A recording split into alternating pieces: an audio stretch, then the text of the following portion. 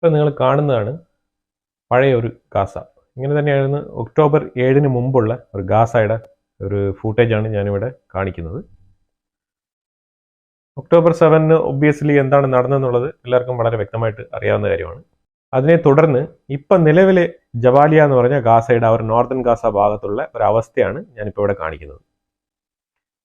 അപ്പം അങ്ങനെ ഇരുന്ന സ്ഥലം ഇങ്ങനെ ഒരു പ്രവൃത്തി ചെയ്തതിന് ശേഷം ഇത് ഇങ്ങനെ ആയിരിക്കുന്നു. ഇതാണ് ഇതിൽ നിന്ന് മനസ്സിലാക്കാനുള്ളത്.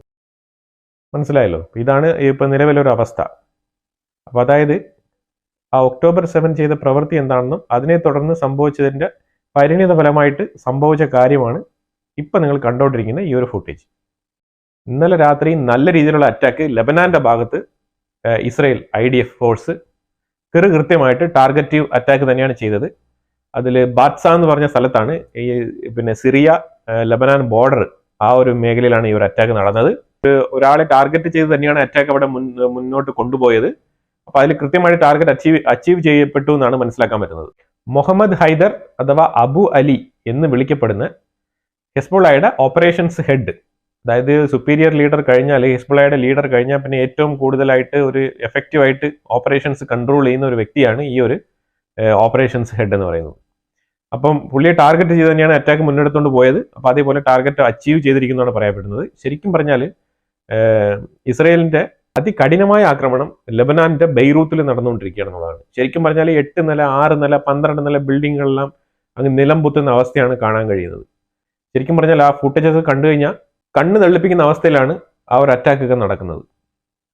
അതായത് ഒറ്റ ബങ്കർ ബസ്റ്റർ ബോംബിങ്ങിൽ തന്നെ ഫുൾ ബിൽഡിംഗ് എൻറ്റയർ ബിൽഡിംഗ് തറ പറ്റുന്ന അവസ്ഥയാണ് നമുക്ക് കാണാൻ കഴിയുന്നത്. ആ രീതിയിലുള്ള അറ്റാക്കാണ്. ശരിക്കും പറഞ്ഞാൽ ഹിസ്ബുള്ള ഹമാസ് 2 ടീമുകളും എന്തിന് നമ്മൾ ഒക്ടോബർ 7 ചെയ്തു എന്നുള്ള അവസ്ഥയിലേക്ക് വരെ ചിന്തിപ്പിക്കുന്ന അത്രയും രീതിയിലുള്ള അറ്റാക്കുകൾ, അതികഠിനമായ അറ്റാക്കുകൾ. ഇതുപോലെ ഒരു അറ്റാക്ക് ശരിക്കും പറഞ്ഞാൽ അവരുടെ ജീവിതത്തിൽ എവിടെയും അനുഭവിച്ചിട്ടുണ്ടാവില്ല എന്നുള്ളതാണ്. ഈ ഹിസ്ബുള്ള ഉണ്ടായ ഇത്രയും കാലഘട്ടത്തിനുള്ളിൽ, അതായത് ഈ ഒരു സംഘടനകൾ ഹിസ്ബുള്ള ഹമാസ് ഇതൊക്കെ ഈ ഒരു സംഘടനകളൊക്കെ അവരുടെ ഒരു ടൈം പീരീഡിൽ ഇങ്ങനെ ഒരു അറ്റാക്ക് അവർ കണ്ടിട്ടുണ്ടാവില്ല എന്നുള്ളതാണ്. കാരണം അത്രമാത്രം ടാർഗറ്റഡ് ആയിട്ടുള്ള ഇവരുടെ ഇമ്പോർട്ടൻ്റ് ആയിട്ടുള്ള ഹെഡ്, അതായത് തലപ്പത്തിരിക്കുന്ന എല്ലാ ആൾക്കാരെയും തന്നെ അസാസിനേഷൻ എലിമിനേഷൻ ചെയ്തുകൊണ്ടാണ് ഇസ്രായേൽ IDF മുന്നോട്ട് പോകുന്നത്. പിന്നെ ICC കോർട്ടിൽ നിന്നുള്ള നിയമമൊന്നും യാതൊരു രീതിയിലും ഇസ്രായേലിന്റെ ഉള്ളിലോ അല്ലെങ്കിൽ ഇസ്രായേലിന്റെ ലീഡേഴ്സിനെ യാതൊരു വിധത്തിലും അലട്ടുന്നില്ല. അവരുടെ അറ്റാക്കിനെയും യാതൊരു രീതിയിലുള്ള കുറവും അവർ വരുത്തുന്നില്ല എന്നുള്ളതാണ്. വളരെ അഗ്രസീവായിട്ട് തന്നെയാണ് അറ്റാക്ക് ചെയ്യുന്നത്.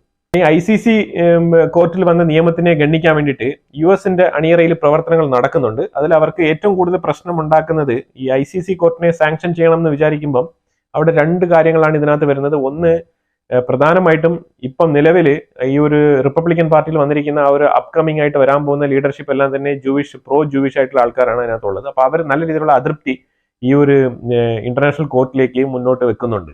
പക്ഷെ അതേസമയം തന്നെ ഈ നിലവിലുള്ള ഈ ഒരു ICCക്ക് സാങ്ഷൻ ഇടുന്നതിന്റെ കാര്യത്തിൽ ഒറ്റൊരു പ്രശ്നമാണ് ഉദിക്കുന്നത്. അത് റഷ്യയുടെ മേളിലുള്ള ഒരു വാറന്റാണ്. ശരിക്കും ഇതേപോലെ ICC റഷ്യൻ പ്രസിഡന്റിന്റെ മേളിൽ ഇതേപോലെ ഒരു വാറന്റ് പുറപ്പെടുവിച്ചിട്ടുള്ളതാണ്. അപ്പം ഇത് ICCയെ ബാൻ ചെയ്യുമ്പോഴത്തേക്കും റഷ്യയുടെ ആ വാറും, അതായത് പുടിന്റെ മേളിലുള്ള ആ ഒരു വാറന്റും കൂടെ നീങ്ങിപ്പോകാനുള്ള സാധ്യതയാണ് അവിടെ കാണുന്നത്. അപ്പൊ അങ്ങനെ ഒരു ടെക്നിക്കലി അവിടെ ഒരു വിഷയം ഉദിക്കുന്നത് കൊണ്ടാണ് കുറച്ച് ഡിലേ വരുന്നത് ഈ പ്രൊസീജിയറിൽ. അപ്പൊ അത് എന്ത് ചെയ്യാം, ഏത് രീതിയിൽ ചെയ്യാം എന്നുള്ളതാണ് ഇപ്പൊ മുന്നോട്ട് അവർ ആലോചിച്ചുകൊണ്ടിരിക്കുന്നത്. ചീഫ് പ്രോസിക്യൂട്ടർ ആയിട്ടുള്ള കരീം ഖാനെ തന്നെ ഇൻഫ്ലുവൻസ് ചെയ്തതിൽ എന്തെങ്കിലും ചെയ്യാൻ പറ്റുമോ എന്നുള്ള രീതിയിലാണ് ചിന്തിക്കുന്നത്. പക്ഷേ ആഫ്രിക്കൻ റീജിയനിലുള്ള കുറെ മുസ്ലിം രാജ്യങ്ങൾ, അതുപോലെ ഏതാണ്ട് 124-ലധികം രാജ്യങ്ങൾ ഇതിനെ ചുറ്റിപ്പറ്റി ഈ ഒരു നിയമത്തിന്റെ പുറകിൽ ഇങ്ങനെ നിൽപ്പുണ്ടെന്നുള്ളതാണ്. അപ്പൊ അവരെല്ലാം കൺവിൻസ് ചെയ്തുകൊണ്ട് ഈ ഒരു നിയമം മാറ്റുക എന്നുള്ളത് അത്ര എളുപ്പത്തിൽ നടക്കുന്ന കാര്യമല്ല. ഒന്നെങ്കിൽ ഇതിങ്ങനെ തന്നെ ഒരു 1 മന്തിലേക്ക് ഈ ഒരു അറസ്റ്റ് വാറന്റ് ഇങ്ങനെ തന്നെ നിലനിൽക്കും എന്നാണ് നമുക്ക് മനസ്സിലാക്കാൻ പറ്റുന്നത്. അതായത് ഈ ട്രംപിന്റെ അഡ്മിനിസ്ട്രേഷൻ വരുന്നവരെ ഈ ഒരു നെതന്യാഹുവിന്റെ മേലിലുള്ള ഒരു അറസ്റ്റ് വാറന്റ് നീണ്ടു പോകാനുള്ള സാധ്യതയാണ് കാണുന്നത്. ഇതാണ് ശരിക്കും പറഞ്ഞാൽ യാഥാർത്ഥ്യം. കാരണം അവർക്ക് പെട്ടെന്ന് തന്നെ ഈ ഒരു ഇന്റർനാഷണൽ ക്രിമിനൽ കോർട്ടിനെ അങ്ങനെ ബാൻ ചെയ്യാൻ പറ്റുന്ന, സാങ്ഷൻ ചെയ്യാൻ പറ്റുന്നില്ല എന്നുള്ളതാണ്. കാരണം അവിടെ റഷ്യയുടെ പുടിന്റെ മേളിലിരിക്കുന്ന ഒരു ഉപരോധം, പുടിന്റെ മേളിലിരിക്കുന്ന ഒരു അറസ്റ്റ് വാറന്റ്, ഇത് തന്നെയാണ് ICCക്ക് മേളിൽ ഇമ്മീഡിയറ്റ് ആയിട്ട് ഒരു സാങ്ഷൻ ഇമ്പോസ് ചെയ്യുന്നതിന് അമേരിക്കയെ പിന്നോട്ട് വലിക്കുന്നതിന്റെ ഒരു പ്രധാനപ്പെട്ട റീസൺ. അങ്ങനെയാണ് അതിന്റെ ഒരു റിപ്പോർട്ടിംഗിൽ കൃത്യമായിട്ട് പറയപ്പെടുന്നത്. അതേപോലെ ഈ കരീം ഖാനിനെ പൂട്ടാനുള്ള ഏർപ്പാടും നടക്കുന്നുണ്ടെന്നുള്ളതാണ്. പീഡന കേസിൽ അയാളെ പൂട്ടാനുള്ള ഏർപ്പാട് നടക്കുന്നുണ്ടെന്നുള്ളതാണ്. അലി മൂസ ദഗ്ദഗ്, ഈ അലി മൂസ ദഗ്ദഗ് എന്ന് പറയുന്നത് ഇറാഖിലുള്ള US ബേസിൽ 5 US സോൾജേഴ്സിനെ ഇയാൾ വധിച്ചിട്ടുണ്ട്. അപ്പൊ അങ്ങനത്തെ ഒരു തീവ്രവാദിയും കൂടെ ഇസ്രയേൽ ഇന്നലെ സിറിയൻ അറ്റാക്കിൽ എലിമിനേറ്റ് ചെയ്തിട്ടുണ്ടെന്നുള്ളതാണ് അറിയപ്പെടുന്നത്. US ബേസിൽ 5 പേരെ 2007 വധിച്ചിട്ടുണ്ടെന്നുള്ളതാണ്. ആ കുറ്റത്തിൽ ഇയാൾ പ്രതിയാണ്. അതുപോലെ തന്നെ ഇയാൾ ഇസ്രയേലിനെതിരെയും പല രീതിയിലുള്ള അറ്റാക്കിംഗ് മെത്തേഡ് അവിടെ നിന്ന് ഓപ്പറേഷൻസ് കൺട്രോൾ ചെയ്യുന്നുണ്ടായിരുന്നു, അതായത് ഇറാഖിന്റെ ബേസിൽ നിന്നുകൊണ്ട്. അപ്പൊ ആ രീതിയിൽ ഒരു ടെററിസ്റ്റിനെയും കൂടെ ഇസ്രയേൽ വധിച്ചിട്ടുണ്ടെന്നുള്ളതാണ്. ഹിസ്ബുള്ളയുടെ ഒരു ഓപ്പറേഷൻ ഹെഡ്, ഈ മുഹമ്മദ് ഹൈദർ എന്ന് പറഞ്ഞ ഹിസ്ബുള്ളയുടെ ഓപ്പറേഷൻ ഹെഡ്, അയാളെ വധിച്ചത് $7 മില്യൺ അയാളുടെ ഹെഡിന് ബൗണ്ടി ഉണ്ടായിരുന്നു. അതായത് അയാളുടെ തലയ്ക്ക് വില ഇട്ടിട്ടുണ്ടായിരുന്നു, 7 മില്യൺ ബൗണ്ടി.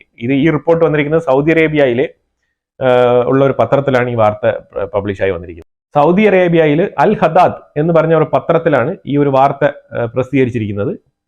7 മില്യൺ ബൗണ്ടി ഈ മുഹമ്മദ് ഹൈദറിന്റെ പേരിൽ അമേരിക്ക ഇയാളുടെ തലയ്ക്ക് വിലയിട്ടിട്ടുണ്ടായിരുന്നു എന്നുള്ളതാണ് ആ വാർത്തയിൽ പറയുന്നത്. നെതർലാൻഡ് ശരിക്കും ആടിയുലയിഞ്ഞ അവസ്ഥയിലാണ് പൊയ്ക്കൊണ്ടിരിക്കുന്നത്. കാരണം അവിടെ ഇന്റർനാഷണൽ കോർട്ടും കാര്യങ്ങളൊക്കെ ഉണ്ട്, അവരൊക്കെ പല രീതിയിലും കാണിക്കുന്നുണ്ട്. പക്ഷെ ആ സമയത്ത് അവിടെ പ്രോ ഹമാസ്, ഈ പ്രോ പാലസ്തീനി എന്ന് പറയുന്നതിൽ നിന്ന് ഇപ്പൊ അവർ കുറച്ചുകൂടെ ബാനറൊക്കെ മാറ്റിയിട്ടുണ്ട്. പ്രോ ഹമാസ് എന്നുള്ള നിലയിലാണ് പുറത്തു വരുന്നത്. ഈ പ്രോ ഹമാസിന്റെ അനുയായികളായിട്ടുള്ള ആൾക്കാർ അവിടെ സിറ്റി മൊത്തം അലങ്കോലമാക്കുന്ന അവസ്ഥയാണ്. ഒരു ഫുട്ബോൾ ടൂർണമെന്റിന്റെ ഭാഗമായിട്ടാണ് ഈ ഒരു ആക്രമണം അവിടെ ഉണ്ടാകുന്നത്. അപ്പൊ അതിൽ ശരിക്കും ഈ പ്രോ ഹമാസ് അനുകൂലികളായിട്ടുള്ള ആൾക്കാർ അവിടെ ആക്രമണം നടത്തുകയും അവിടെ ഇസ്രയേലികളായിട്ടുള്ള ആൾക്കാർക്കൊക്കെ അവിടെ അറ്റാക്ക് നേരിടേണ്ടി വന്ന ഒരു അവസ്ഥ ഉണ്ടായിരുന്നു.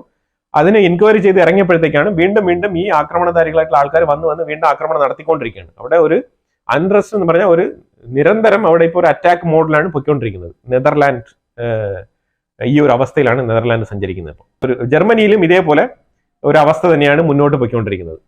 ഇപ്പം ജർമ്മനിയിലും ആൾക്കാർ ഇപ്പോൾ ഓടിത്തിരിഞ്ഞ് ഇപ്പം ഒരു റെസ്റ്റോറൻറ്റിലൊക്കെ ഈ ഒരു പാലസ്തീനിയൻ അനുകൂലി ടീഷർട്ടൊക്കെ ഇട്ടുകൊണ്ടിരിക്കുന്ന ആൾക്കാരെയൊക്കെ പോയി പിടിച്ച് അവരെ പുറത്താക്കുന്ന അവസ്ഥയും ഡീറ്റെയിൻ ചെയ്യുന്നു, അല്ലെങ്കിൽ അവരെ ഡീപ്പോർട്ട് ചെയ്യുന്നു. ആ ഒരു സാഹചര്യമാണ് ജർമ്മനിയിലും ഇപ്പം ഉരുത്തിരിഞ്ഞ് വന്നുകൊണ്ടിരിക്കുന്നത്. ഇപ്പൊ കാണിക്കുന്ന ഫുട്ടേജ് എന്ന് പറഞ്ഞാൽ ഇത് തുർക്കി, ഇത് ശരിക്കും ഇസ്രയേൽ ഹമാസ് ആ ഒരു വാറല്ല. ഇത് കണ്ടു കഴിഞ്ഞാൽ അങ്ങനെ തോന്നുമെങ്കിലും ഇത് ശരിക്കും തുർക്കി ഈ കുർദിസ്ഥാൻ മേഖലയിൽ നടത്തിയ അറ്റാക്ക് അതിഭീകരമായ അറ്റാക്കാണ്. ഈ രീതിയിൽ അറ്റാക്ക് ചെയ്യുന്ന തുർക്കി അറ്റാക്ക് ചെയ്ത് അവരെ നിരുപാധികം ഇങ്ങനെ ഇതുപോലെ തന്നെ സിവിലിയൻ കാഷ്വാലിറ്റിയും കാര്യങ്ങളൊക്കെ ഉണ്ടായതാണ്. അതിനെതിരെ ഒന്നും ഇന്റർനാഷണൽ കോർട്ടിന് അതിനൊന്നും കാണാനൊന്നുമില്ല.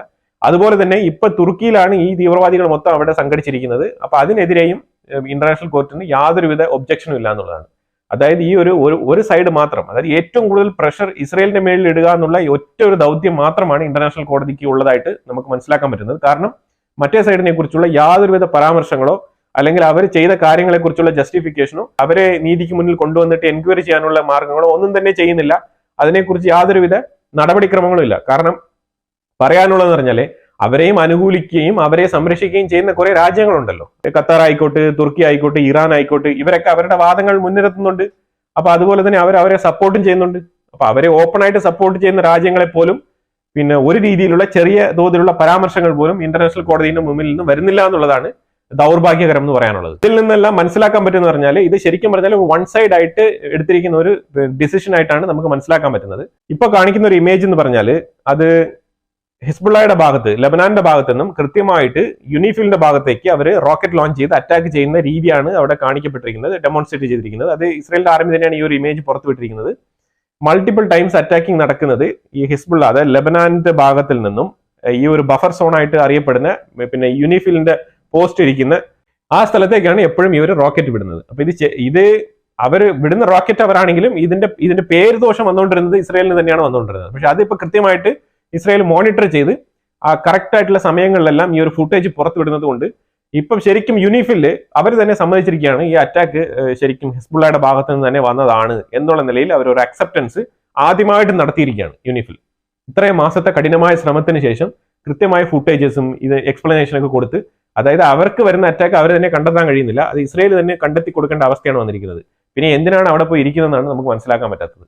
ഇത്രയും ഇൻഎഫിഷ്യന്റ് ആയിട്ടും ഇത്രയും ഒരു എഫിഷ്യൻസി ഇല്ലാത്ത രീതിയിലുള്ള ഇത്ര കഠിനമായ യുദ്ധം നടക്കുന്ന മേഖലയിൽ ഇത്രയും ഇൻഎഫിഷ്യന്റ് ആയിട്ടുള്ള ഒരു ടീമിനെ കൊണ്ട് അവിടെ വെക്കേണ്ട കാര്യം എന്താണ്?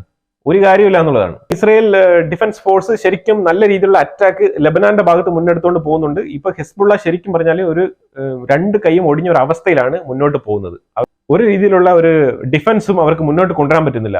അവർക്ക് ചെയ്യാൻ പറ്റുന്നത് 2-3 റോക്കറ്റുകൾ ഇസ്രയേലിലേക്ക് വിടുക എന്നുള്ളതിൽ ഉപരിയായിട്ട് വേറെ ഒരു മാർഗവും അവർക്ക് ഇല്ല എന്നുള്ള അവസ്ഥയിലാണ് മുന്നോട്ട് പോകുന്നത്.